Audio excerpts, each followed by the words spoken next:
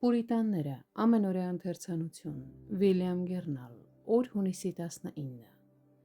Որպեսզի սատանայից չմոլորվենք, որովհետև նրա խորհուրդներին քաջատեղյակ ենք։ 2 Կորինթացիս 2:11 խոսք։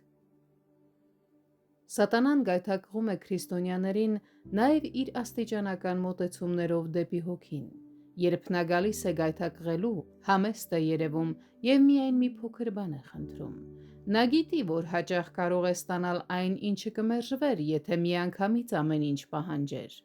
Մի քանի հոգու կարող են թույլ տալ մտնել քաղաք, մինչդեռ մի ամբողջ բանակ, եթե միասին մոտենար, դուրս կմնար։ Այդ պատճառով, որպեսզի կասկած չառաջացնի, նա ներկայացնում է ընդամենը մի քանի ընդհանուր առաջարկություններ, որոնք չեն բացահայտում իր ծրագրի խորությունը։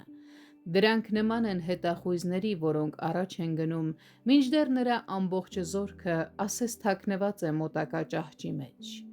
Այդպես նա սողոսկեց Եվայի սիրտը։ Նա առաջին փորձից չասաց «վերցրու և կեր»։ Ոչ, նա դրանից ավելի քաղաքավարի է գործում։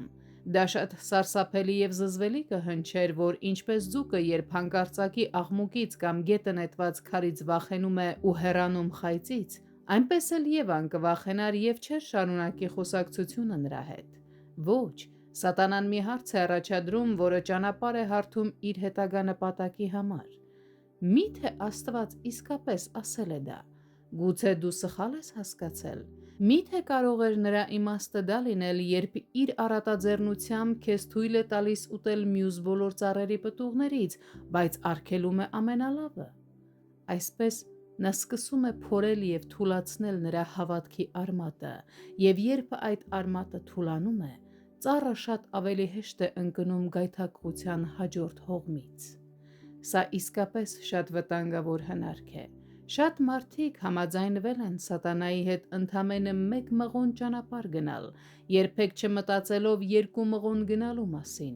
Սակայն երբ արդեն այդ ճանապարհին են հայտնվել, աստիճանաբար ավելի ու ավելի հեռու են տարվել,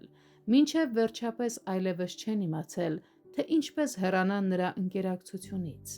Եվ հենց այդպես սատանան խեղճ մարդկանց տանում է մեղքի խորքերը ոլորապտույտ աստիճաններով,